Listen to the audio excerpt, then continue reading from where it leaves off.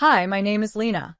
I'm 27 years old, and I never imagined that on the day of my wedding, I'd be bleeding on the floor while the people who raised me stood and watched like I was nothing. I was never the favorite child. My mother, Rebecca, made that clear from the moment my younger sister Mira was born. Mira was everything I wasn't: loud, proud, obsessed with labels and parties, and always chasing men with money. And she had a knack for knowing exactly how to stay in our parents' good books. I, on the other hand, loved simpler things. I worked at a small but charming art gallery downtown. I loved books more than bags, meaningful conversations more than attention-seeking gossip. And that made me the disappointment of the family. My mother used to say it directly. You'll end up alone in some dusty studio with paint under your nails while your sister will be sipping champagne on a yacht. And I believed her for a while. Until I met Stephen. He was soft-spoken, a little quiet, dressed in the plain black uniform of the cafe down the street. The first time we talked, I noticed his eyes, calm, curious, intelligent. Not the kind of man who talked to impress, but one who listened. He was working as a waiter, or so he told me. And, to be honest, that didn't matter to me. What mattered was how he treated me, like I was someone worth listening to, someone worth being proud of. For the first time in a long time, I felt seen. But deep down, I was terrified of what my family would say. Because in their world, love wasn't enough, money was. They believed a man should come with a portfolio, not a paycheck. A family name, not a first name. And the man I loved served coffee and cleaned tables. Still, when Stephen proposed, I said yes. I chose love. I chose him. Even if it meant standing against my own blood. But what I didn't know was that the worst betrayal of my life wasn't behind me. It was waiting at the very altar where I stood in white. Because on that day, my parents didn't just try to ruin my wedding, they tried to ruin me. And that's where my story begins. It was a chilly Wednesday afternoon when I first met Stephen. I had just left the gallery early after a canceled appointment and stopped by the cozy little cafe on 4th Street, a place I usually passed without noticing. That day, something pulled me in. I sat by the window, sketchbook in hand, watching people hustle through the fog outside. I ordered a hot coffee, and a few minutes later, he brought it to my table. "Here you go," he said with a polite smile. "Let me know if you need anything else." I looked up. He was handsome, but not flashy. His smile was sincere, not the forced one I saw from most guys trying to flirt. He wasn't trying to impress me, and that intrigued me. "Thank you," I replied, watching him walk away. 15 minutes later, he was back, holding another coffee. "Someone ordered this by mistake and didn't want it. Thought you might like a refill on the house." I laughed softly. Is that a clever move or just really good customer service? "Maybe both," he said, grinning. "I'm Stephen." "Lena," I said, shaking his hand. "Nice to meet you." From that moment on, I found myself coming back more often. Not because the coffee was particularly amazing, but because Stephen was. Over time, we started having long conversations between his shifts. He had a quiet wisdom, a sense of peace about him that made you feel grounded just by sitting near him. He spoke about people, about moments he observed, an old couple that held hands, a lonely businessman who always ordered the same pastry but never smiled. He saw people deeply, and I admired that.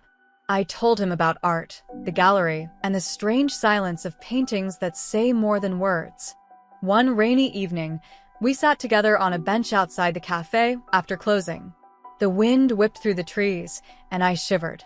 He gently put his coat around my shoulders. "You know," he said, "I really like spending time with you." I looked at him. "Even if I'm not sipping champagne on a yacht?" He chuckled. "Especially because you're not." And that was the moment I fell for him. There were no roses, no grand gestures, just two souls in the rain, sharing silence like it meant something. A few months later, he took me to a little rooftop garden and proposed. No ring, no spotlight, just Stephen, a hand-carved wooden box, and a quiet, trembling, "Will you marry me?" And I said yes, without hesitation. Because even if he was a waiter with nothing but kindness to offer, I would still choose him. But I knew my family wouldn't. When I told my family about the engagement, The silence was deafening. We were sitting in the living room of my parents' house, a place I had learned to walk through carefully, like navigating a minefield made of words. My mother, Rebecca, sat stiffly on the couch, wine glass in hand. My father, Oscar, pretended to flip through the TV channels, though the television wasn't even on. My sister, Mira, sat smugly by the fireplace, already sensing drama. "I'm getting married," I said, holding my breath. Rebecca raised an eyebrow. "To whom? That gallery owner you mentioned once." "No," I said softly. "To Stephen." Mira blinked, confused for a moment, and then her expression cracked into an amused grin. "Wait, Stephen? As in, the waiter from that cafe you always go to?" I nodded. "Yes, that's Stephen." Rebecca snorted. "Are you serious, Lena? You want to marry a man who takes orders for a living?" "He's more than that," I replied firmly. "He's kind, intelligent, thoughtful." "Poor," Mira interrupted, sipping her imported juice. "You forgot poor." I clenched my fists. "He treats me with more respect than anyone ever has. That matters more than any bank account." Oscar finally turned toward me. "Does he even have a proper job? Benefits? Savings?" I swallowed hard. "We're managing just fine.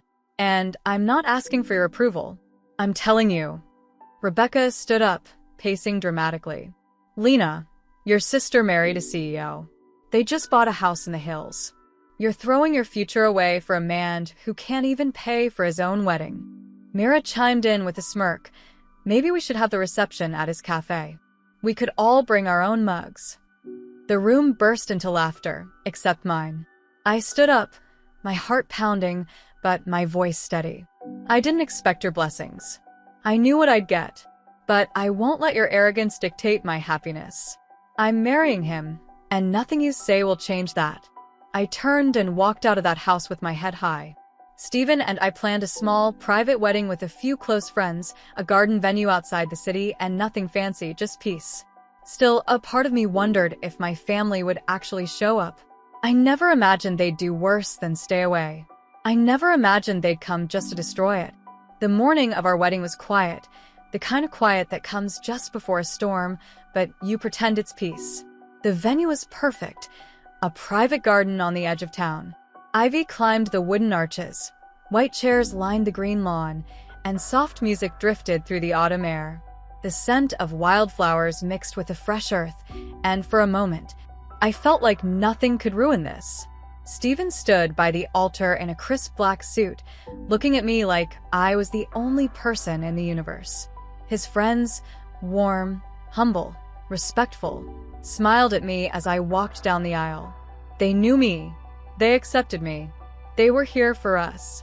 Then I saw them. My parents, Rebecca in a deep red designer dress that screamed status, standing tall with her signature cold expression. My father, Oscar, stone-faced beside her.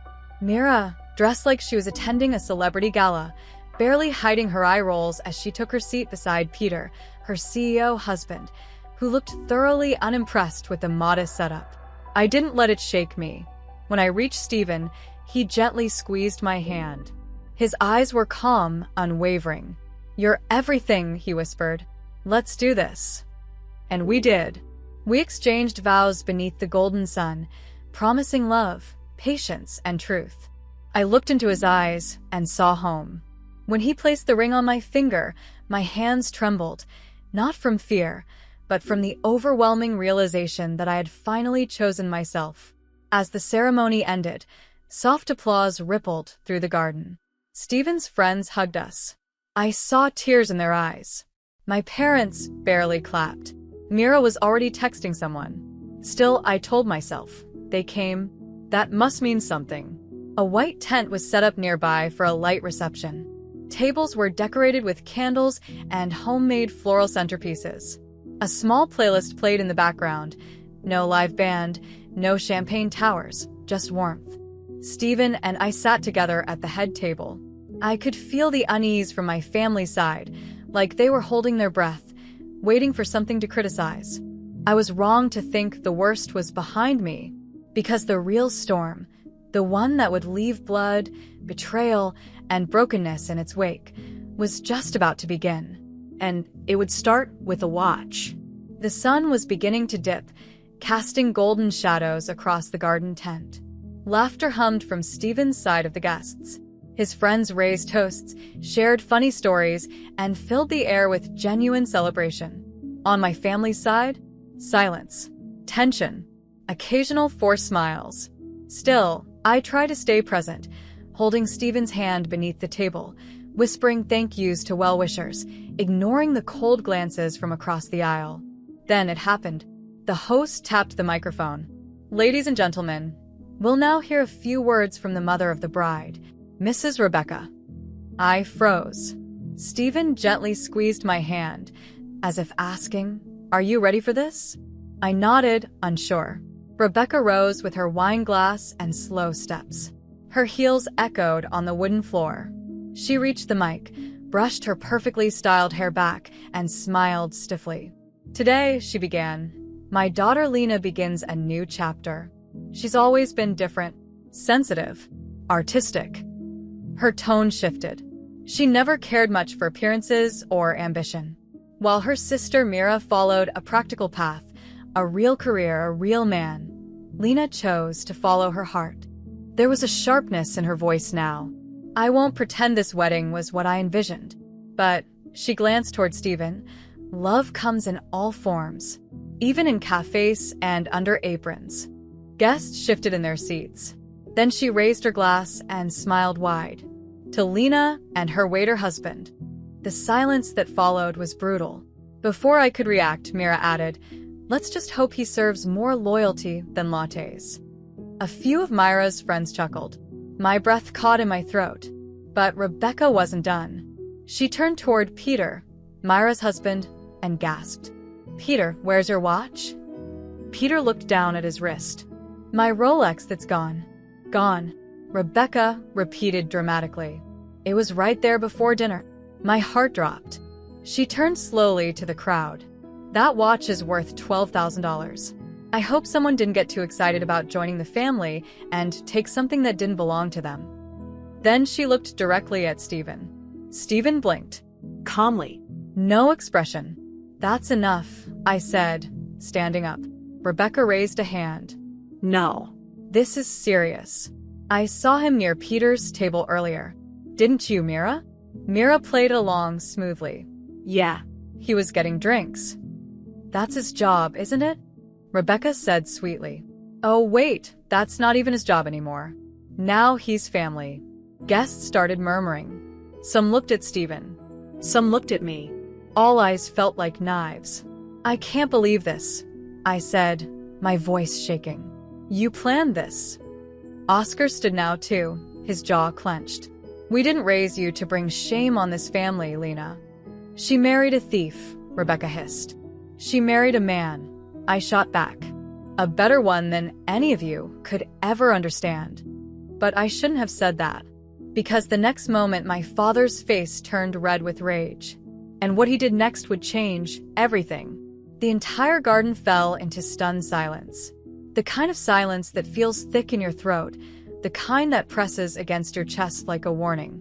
My father Oscar took a slow, threatening step forward.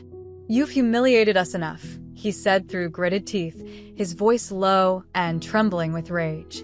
"You brought shame to this family, and now you dare talk back?" Stephen stood beside me, protective but calm, reaching for my hand again. But Oscar wasn't looking at Stephen. He was looking at me. And then he moved. Just behind our table, leaning against a wooden post, was a baseball bat. One of the kids had left it there earlier in the day while playing near the reception lawn. At the time, it seemed innocent, harmless. Oscar picked it up with shaking hands. My heart stopped. "Dad, no." But before I could take another breath, before anyone could step in, he swung it. The bat came down with terrifying force and struck me hard on the side of my head. Pain. Instant, hot, white pain exploded across my skull. The world spun, blurred. I felt myself falling. The sound of gasps, screams, the shattering of a wine glass somewhere. All of it became a distant echo. I hit the ground. My knees folded. Blood poured down my temple. I couldn't feel my arm. My ears rang. Everything moved in slow motion after that. I heard Stephen's voice, but it felt far away. He was shouting, furious, shaking. "Are you out of your mind? She's bleeding. You hit your own daughter." I blinked, struggling to stay conscious. My vision was swimming. I saw guests frozen, some running, some crying. I saw Mira with her hand over her mouth, half shocked, half silent. But most of all, I saw Stephen kneeling beside me, holding me, his face pale with fear and fury. He turned his head and bellowed toward the crowd. "Call 911. Now." Then he pulled out his own phone. "You want to talk about theft? Lies? You want to accuse me? Fine. Let's talk. But first, let's get my wife to a hospital. And then, I'll show you who I really am." As I drifted toward unconsciousness, I heard the distant sound of sirens in the wind. I don't remember much of the ride, only the cold of the grass against my cheek, the pressure of a towel on my head, Stephen's arms never letting go. When I blinked awake again, the flashing lights had arrived. 2 police cruisers pulled up just outside the garden gate, followed by an ambulance. Uniformed officers and paramedics hurried toward us. Stephen stood tall now, one hand bloodied from holding the compress to my head, the other pointing toward my parents. "She was assaulted by her own father," he said coldly. "In front of witnesses. In front of everyone." Officer Randy, a broad-shouldered man with a calm voice, stepped between them. "Who struck the bride?" Oscar said nothing. Rebecca tried to intercept. "It was an accident," she said, stepping forward. She was being emotional. She was standing still. Stephen cut in. He picked up a baseball bat. He swung it. "I have it all on video. One of our friends was recording her thank you speech." Randy turned toward Oscar. "Sir, I need you to step aside." Then Stephen did something that silenced the rest of the garden. He walked to the front of the tent, where Rebecca, Mira, and Peter stood frozen. He picked up the microphone, the same one my mother had used earlier to belittle me. His voice was steady, commanding. "I wasn't going to say this today, but since you've all accused me, insulted me, and now attacked the woman I love, let me give you some truth." The entire reception went dead quiet. Even the police paused. "My name is Stephen Hale. I own Hale Developments, one of the top luxury real estate firms in this state.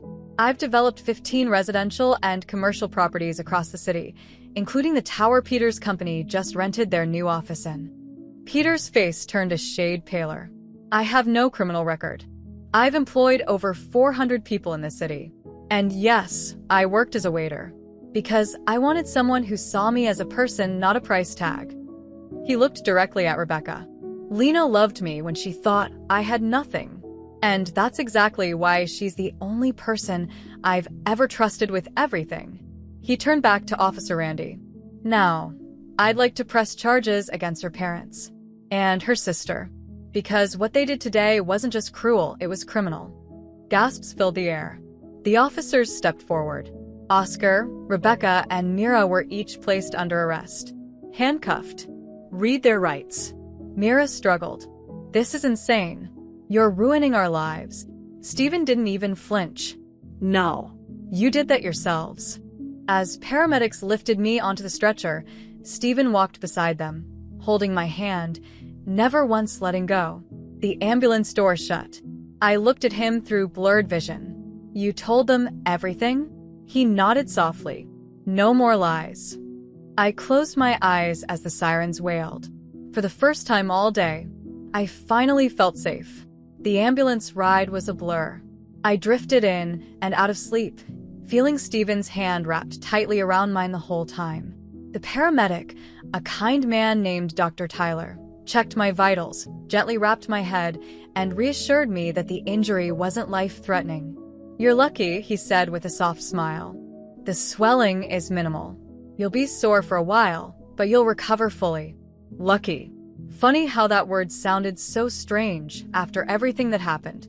At the hospital, they ran a scan, cleaned the wound, gave me something for the pain, and kept me under observation for a few hours. Stephen stayed by my side the entire time. Not once did he leave the room. He didn't try to comfort me with empty words. He just sat there, silently holding my hand. And somehow that was enough. Around midnight, Dr. Tyler returned with paperwork. "You're stable. We're going to discharge you," he said. "But I recommend you rest. No stress, no chaos." I almost laughed. No chaos? Too late for that. Stephen helped me into his car, wrapping a soft blanket over me. I assumed we were heading back to the tiny apartment I had seen before, the one with the squeaky floors and secondhand couch. But we didn't go that way. We drove through a part of the city I rarely visited. Elegant neighborhoods, private gates, homes that looked like they belonged in magazines. "Stephen," I whispered, confused. "Where are we going?" He didn't answer, just smiled gently and drove a little further up a curved road until we reached an enormous black iron gate. It opened silently at his voice command. I sat up, stunned.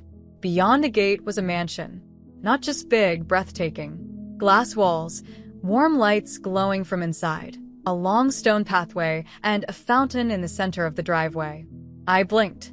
"Whose house is this?" Stephen parked and looked at me with calm eyes. "Mine." I stared at him. "What?" He nodded, unbuckling my seatbelt. "This is where I live. This is my actual home." I looked out the window again, still in disbelief. "But why didn't you ever show me this?" He helped me out of the car and gently led me toward the front door. "Because I wanted to know," he said, "if you loved me. Not the house, not the cars, just me." He stopped at the entrance, turned to face me fully. "And you did, even when you thought I had nothing. That's why I fell in love with you." Tears welled up in my eyes. The pain in my head faded behind the quiet joy in my chest. I reached for his hand. "I still do," I whispered. "And I always will." Inside, the house was warm, full of soft lights, art pieces, and a scent of fresh linen and lavender. He showed me to a guest bedroom that looked nicer than any hotel I'd ever seen. As I curled under the covers, he knelt beside the bed and kissed my hand. "Sleep, Lena. Tomorrow we make things right." And for the first time since the wedding, I closed my eyes and truly rested. The next morning, sunlight streamed through the tall windows of Stephen's mansion, casting soft gold across the marble floors. I woke slowly, the pain in my head dull but tolerable. What remained sharper was the ache in my heart and the clarity in my mind. Stephen brought me breakfast in bed. Warm tea, toast, and fresh fruit. I could see the concern in his eyes, but I could also see his strength. "I spoke with a lawyer this morning," he said gently. "We have every right to press full charges." I nodded slowly. "We need to. Not just for me, but because they need to understand they can't hurt people like that and walk away." He leaned forward. "We'll do it together." Within days, our case moved forward. With police video, witness statements, the event recording, and even the hospital report from Dr. Tyler, the evidence was undeniable. Oscar, my father, was charged with aggravated assault with a deadly weapon. Rebecca, my mother, was charged with false accusation, public defamation, and conspiracy. Mira, my sister, was charged as an accomplice to character assassination and malicious intent. Their lawyer tried to twist the facts, claimed it was a misunderstanding, claimed my father lost control, claimed my mother was just joking. But the judge wasn't moved, nor were the jurors. When the footage was played, the swing of the baseball bat, my collapse, the panic that followed, the courtroom fell completely still. Stephen and I sat side by side through every hearing. He held my hand as I testified, and I held his when the verdict was read. For the crime of physical assault with intent to cause harm, the court finds Oscar guilty. He is sentenced to 6 years in prison without early parole. For the act of public false accusation and emotional harm, the court finds Rebecca guilty. She is sentenced to 2 years in prison, plus mandatory psychological counseling. For the role in planning and supporting malicious defamation, Mira is sentenced to 1 year, with an additional 250 hours of community service. I didn't cry. I didn't smile. I just breathed. After so many years of being belittled, dismissed and compared. After being hit, humiliated, and shamed on my wedding day, I finally had one thing they never gave me: justice. Outside the courthouse, reporters waited. Questions swirled. We said nothing. Stephen wrapped his arm around my shoulders and whispered, "Now we close this chapter." I looked up at him. "What now?" I asked softly. He smiled. "Now we live." A week after the final court hearing, Stephen took me to the balcony of our bedroom, overlooking the private garden behind his estate. The air was fresh, the sky open. Everything felt lighter, like the past had been washed away and replaced with peace. "I booked something," he said one morning, holding 2 passports and a folded itinerary. I raised an eyebrow. "Something?" He smiled. "Just us. No drama. No noise. No lies. Just a plane, a quiet cabin, and views that will make you forget everything." I opened the folder. Round-trip tickets to Switzerland. I stared at him in disbelief. "You planned a honeymoon?" He shrugged. "You've been through hell. You deserve a little heaven." 3 days later, we landed in Geneva and were driven up winding roads to a secluded mountain lodge. Snow fell gently outside the wide glass windows. The fireplace crackled beside our bed. The world felt quiet again, and for once, we could breathe without the weight of judgment. One night, as we sat wrapped in thick blankets, sipping hot chocolate and watching snowflakes melt against the window pane, I turned to him and asked, "If you could go back, would you still hide who you were?" Stephen looked thoughtful for a moment, then nodded. "Yes, because I would have still met you, the woman who defended me, loved me, and stood up to everyone. Not because I was rich, but because I was worth it." I rested my head against his shoulder. "We built something stronger than blood ties, didn't we?"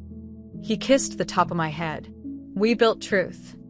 There, high above the chaos of the world we had left behind, we laughed freely, dreamed wildly, and began planning our new future. We returned home weeks later, stronger, healed, and full of purpose.